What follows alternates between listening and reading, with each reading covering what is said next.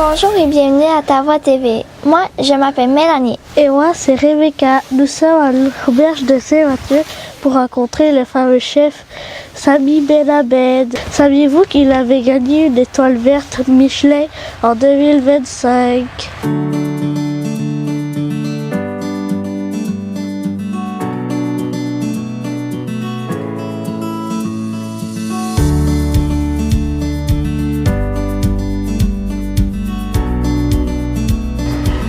Fait que bienvenue à l'auberge, moi je suis Sami, je suis chef ici, chef exécutif à l'auberge, copropriétaire aussi. Donc ça c'est l'entrée de l'auberge. On a une super de belle vue sur le lac Bellemare, on est à Saint-Mathieu-du-Parc. Là, je vais vous faire un petit tour, là. Je vais vous expliquer un peu comment que l'auberge a été construite. Au départ, c'est Jean-Marcel et Louise qui sont les parents d'un de mes associés qui ont acheté ce petit chalet-là. Donc ça, c'était un tout petit chalet, on peut le voir ici, là, qui était centenaire. Donc ils ont acheté ça, puis ils ont construit tout autour. Donc ils ont fait une cuisine, ils ont fait une salle à manger, puis ils ont fait des chambres. Donc on a 10 chambres, grosso modo, à l'auberge. On a une table gastronomique. On va aller voir ça. On travaille sur un menu qui est 8 services. Alors, les gens, quand ils viennent s'attabler ici à l'auberge, ils vont manger 8 services. 8 plats qui vont s'enchaîner dans une cohérence. On va aller goûter des plats du moment, mais surtout des ingrédients du moment présent. T'sais. Alors, on travaille beaucoup les produits locaux avec des fermiers avec qui on travaille main dans la main, des producteurs, des cueilleurs, tout ça. Il y a vraiment tout un écosystème autour de l'auberge. Ici, on a un petit salon. Les gens aiment bien profiter du foyer. Ici, c'est tout le côté auberge. Alors, on a 10 chambres. Avant, ici, il y avait comme un spa, puis un spa, un sauna. Mais nous, on l'a transformé parce que notre axe principal, c'est la cuisine. Donc, on a fait une cuisine de préparation en bas. On a justement Jessie qui est en train de préparer des petits macarons. Ici, notre pâtissière, vous allez voir tantôt, vous allez pouvoir goûter à des petits chocolats. Elle est en train de préparer le chocolat pour la Saint-Valentin. Oui, c'est très savant. C'est un que vous avez envie de manger? C'est une garniture aux noisettes avec des canneberges et du chocolat au lait. Prends-le que vous voulez. Donc, c'est ça. Donc, c'était quand même important d'avoir un lieu pour nous pour faire de la préparation. Donc, on a comme mis ça en place. On a transformé le sauna pour rendre ça plus utile pour nos activités. Ici, le sauna, on l'a transformé en salle de charcuterie. Un peu comme une chambre froide sur laquelle on fait vieillir des viandes, carrément en charcuterie sèche. Là, je vais vous inviter, on va aller mettre nos manteaux. Je vais vous amener l'autre côté dans le deuxième restaurant. Alors ça, c'est le deuxième restaurant, le comptoir. Là, évidemment, il est fermé. Il va réouvrir au mois de mai. Mais ça vous donne un peu une idée des installations. Tu sais, c'est vraiment plus un endroit bistrot. Il y a une chef ici, Jana, qui fait un travail extraordinaire. Donc, on est vraiment comme deux chefs. C'est son menu, c'est les choses, c'est ses créations. Puis ici, ça fait vraiment un lieu là, de rassemblement beaucoup avec les gens du village. Alors, les gens du village vont venir ici se rassembler, boire, bien manger. C'est pour tout avec la terrasse qu'on va voir de l'extérieur.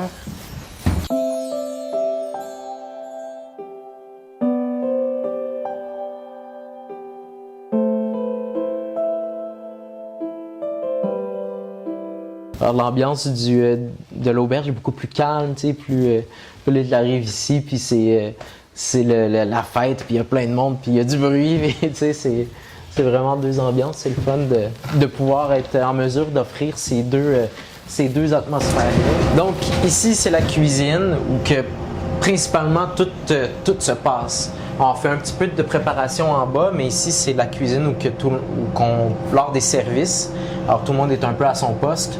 C'est d'ici qu'on envoie pas mal toutes les assiettes qui vont aller en salle à manger. Ça a l'air très petit, mais on peut être beaucoup ici. On peut être jusqu'à 7 personnes là, à travailler en simultané dans la cuisine, en incluant la personne qui s'occupe de la plonge, de la vaisselle. Donc ça fait beaucoup de mouvements. Hein, on a une personne qui a ce poste-ci, à ce poste-ci, à ce poste-ci, à ce poste-ci.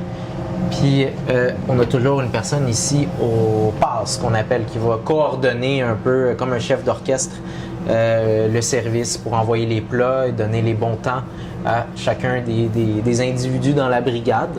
On travaille des produits locaux, on essaie de préserver des aliments. Alors on va faire des cannages de différentes façons, soit qu'on va faire de la préservation dans le vinaigre ou de la fermentation ou dans le sirop. Alors on a toutes sortes de techniques de préservation qu'on peut faire pour donner une plus grande longévité à des produits. Je vais préparer une roue de tracteur. Comme au Tim Hortons, la particularité de la roue de tracteur, c'est qu'elle a ce citron-là. Est-ce que vous avez déjà vu ça? Non. Alors ça, c'est une main de Bouddha. Regarde, je vais vous faire sentir. Là, on va gratter ici la main de Bouddha. Puis tu peux sentir ici à quel point ça sent là, quasiment très Fruit Loops, très parfumé. Là. Ouais, c'est puissant. Donc nous, on utilise l'écorce. En fait, il n'y a pas de... Quand on le coupe en deux, je vais vous le montrer tantôt, quand on va le couper en deux, il n'y a pas comme à l'intérieur d'un citron. C'est pas juteux ou comme, tu sais, quand tu coupes dans un citron, il y a comme des cellules. Ici, on coupe, c'est tout blanc. C'est comme si c'est super dense. Donc, on l'utilise vraiment avec un outil qu'on appelle une microplane pour gratter puis aller chercher le zeste puis tout le parfum que vous avez senti. Donc ça, il va avoir ça sur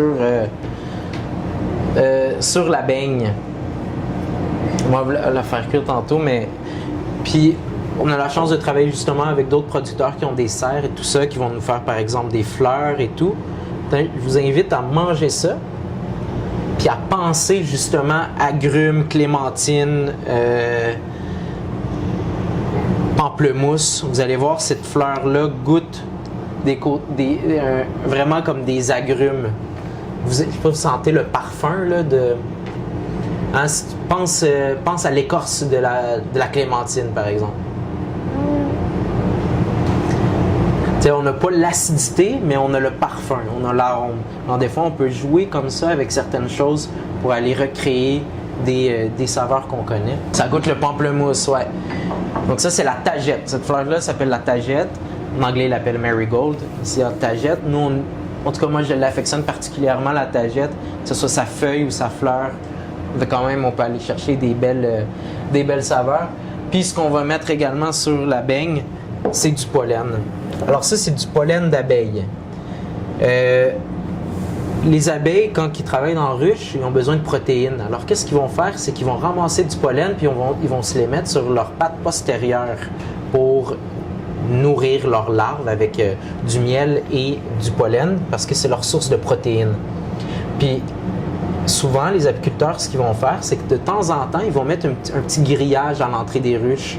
Alors, quand les abeilles vont passer, le petit boule que vous voyez qui accumule sur leurs pattes en arrière, des fois, si vous observez des abeilles ou des bourdons, vous allez voir qu'ils ont des boules sur leurs pattes postérieures. On va mettre une grille, les abeilles vont passer dans cette grille-là et ça va accrocher la petite boule puis ça va tomber dans un petit réceptacle. Alors, les apiculteurs, ils font pas tout le temps ça, ils vont le faire juste de temps en temps parce que les abeilles ont besoin de leur pollen. Mais des fois, c'est intéressant d'aller récolter le pollen qu'on utilise pour la consommation. Vous pouvez goûter. Alors, l'idée, c'était vraiment comme un peu de faire cette roussette au miel, mais un peu à notre façon. Alors, tantôt, là, quand on va faire le dressage, vous allez voir, c'est le fun. C'est super bon pour la santé aussi. Là. Fait qu'on va passer ici. Donc, on travaille avec Michel Lemire puis Marie-Noël qui nous font toutes sortes d'assiettes ou d'éléments pour accueillir nos ingrédients. Tu sais, comme par exemple ces bols-là qui ont été faits par Marie-Noël, ça aussi. Et elle, son approche, elle est vraiment intéressante parce qu'elle utilise les cendres de matière organique. Donc, nous, on accumule, par exemple, toutes nos cendres dans notre foyer d'érable, de bois d'érable. On met ça dans des boîtes, on y donne, puis elle va faire les glaçures qu'est-ce qui va être par-dessus l'argile qui va donner l'effet à la cuisson. Elle le fait à base de cendres d'érable. Donc, l'idée, c'est d'être un peu dans cette circularité-là où que justement, tout se transforme, rien qui se perd. Donc, c'est un peu notre approche. Bon, on va passer au bout de le fun. On va faire les beignes. Des beignes comme ça qu'on fait à base de pâte à choux. Alors, la pâte à choux, là, vous avez probablement déjà vu ça, souvent profiterole ou ça va être notre base pour faire nos beignes. Alors, je vais en prendre quelques-uns. On va en faire 4 qu'on va mettre dans la friteuse qu'on va faire frire. Ça, c'est un petit péché mignon parce qu'on en mange quand même souvent. Quand il y a des formes qui sont un peu moins belles ou tout ça, on en fait d'extra puis on mange ça en gang. Moi, je suis un grand amateur de roussettes au miel, de roue de tracteur du Tim Hortons, fait que je me suis dit un jour, je vais en faire une au restaurant. Puis je sais pas si vous voyez là. Alors l'idée, c'est vraiment d'aller chercher une belle coloration. Vous pouvez vous approcher. Alors, je vais vous inviter ici. L'idée, ça va être de mettre... Tiens, Rebecca, tu vas pouvoir prendre le pinceau. Ici. Alors, ça, c'est notre mélange de miel. Alors, juste tremper ton pinceau, puis tu vas vraiment aller bien badigeonner les roussettes. Tu peux y aller généreusement, là.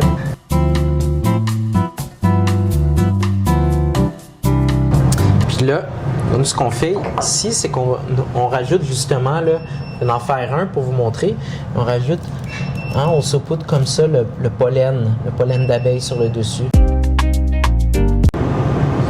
Ce qu'on aime faire aussi, là,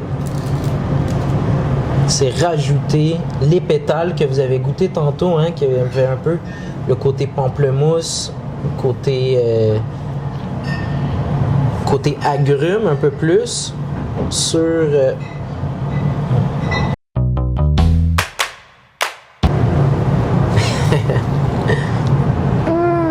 c'est vraiment bon.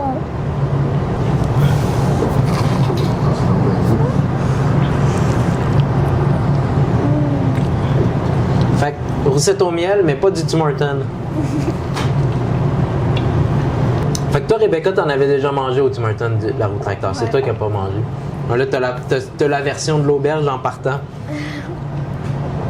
C'est vraiment beau. Bonjour, M. Belabel. Merci Allô. de nous avoir accepté notre invitation pour cette entrevue.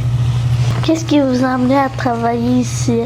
Ici, c'est un concours de circonstances. Tu sais, moi, je suis natif de Trois-Rivières. Je suis allé au cégep ici à Shawinigan où j'ai rencontré Étienne, Nicolas qui sont mes associés. J'ai toujours voulu revenir un peu en région parce que j'ai habité une dizaine d'années à Montréal. C'est là que j'ai travaillé dans des restaurants, tout ça. J'ai dit un jour, j'aimerais ça être plus proche des producteurs, de la nature, tout ça. Puis l'opportunité s'est présentée là, quand j'ai appris que les parents de Nicolas souhaitaient prendre leur retraite et qu'ils souhaitaient vendre l'auberge. Avez-vous déjà travaillé dans un autre restaurant qu'ici à l'auberge? Oui, moi c'est ça. Dans le fond, ça fait vraiment... Tu sais, j'ai commencé en cuisine, j'avais 15 ans. Là, j'ai 33 ans. Alors, ça fait plus que 15 ans là, que je suis dans la restauration. Alors, j'ai toutes sortes d'expériences. J'ai commencé au Pizzeria 67 à Saint-Boniface, pour vous donner une idée. Puis, de fil en aiguille, j'ai commencé à travailler dans des restaurants au centre-ville à Trois-Rivières. Ensuite de ça, j'ai déménagé à Montréal pour mes études. Depuis combien de temps travaillez-vous ici? Alors ici, ça va faire environ 6 ans. Avez-vous étudié un autre métier avant de travailler au restaurant? J'ai étudié en philosophie à l'UQAM, à l'université. Qu'est-ce que vous auriez fait si vous n'étiez pas devenu chef? C'est une bonne question, je me la pose des fois. Mais je pense que ça va être, c'est sûr que ça serait un métier ou quelque chose qui est dans la création. Avez-vous une spécialité en cuisine en particulier? Une spécialité?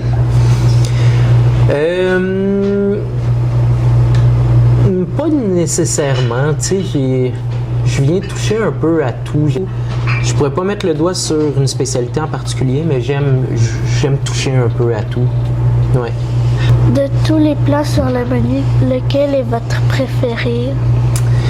Ben, tu sais, le menu change quand même pas mal. Alors déjà dans les menus, il y a beaucoup de changements.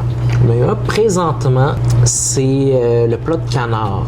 Alors, on travaille les canards de la ferme Les Vergers d'Or ici à Saint-Élie-Caxton. Quel est le premier plat que vous avez créé et d'où est venue votre inspiration? Le premier plat. À l'auberge, ici à l'auberge? Oui. Le premier plat, là, je pense que j'arrivais au printemps, donc j'arrivais dans la saison des homards et tout ça. J'avais fait un des premiers tests que j'avais fait ici, c'était comme un lobster roll. Hein, tu sais, comme une guédille de homard, mais alors j'avais fait vraiment comme dans une pâte philo. Alors présentement, c'est congé parce que ça se récolte pendant l'été. Mais vous pouvez sentir. Tu peux vraiment te mettre le nez dedans, là. Oh, ça sent fort! Et puis, je vais vous donner un poivre comme ça. Chacune. Vous allez le mettre dans votre bouche, vous allez le mastiquer avec vraiment le mastiquer avec vos dents en avant. Puis faites-le rouler dans votre bouche, vous allez commencer à voir un peu les arômes qui vont sortir, tout ça, puis l'effet anesthésiant en bouche. Ça fait un plaisir d'en apprendre plus sur votre entreprise et votre parcours. Nous espérons revenir comme cliente. Ah, ben ça fait plaisir.